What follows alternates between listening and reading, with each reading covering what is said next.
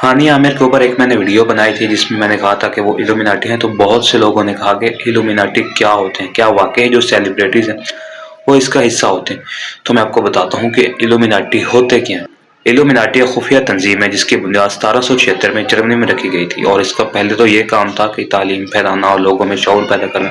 लेकिन आज के दौर में कहा जाता है कि ये दुनिया को कंट्रोल करते हैं। जो बड़े बड़े अदाकार और सेलिब्रिटीज़ हैं और जितने भी कामयाब लोग हैं वो इसका हिस्सा होते हैं। वो इन्हें फेम देते हैं, इन्हें पैसा देते हैं और इन्हें हर वो सहूलत देते हैं जो इनको चाहिए होती है। और लोगों का ये भी कहना है कि ये जो एल्यूमिनाटी हैं वो दज्जाल को मानने वाले होते हैं। वो मतलब कि उनको जब पैसा मिलता है तो अपना मज़हब तब्दील कर लेते हैं।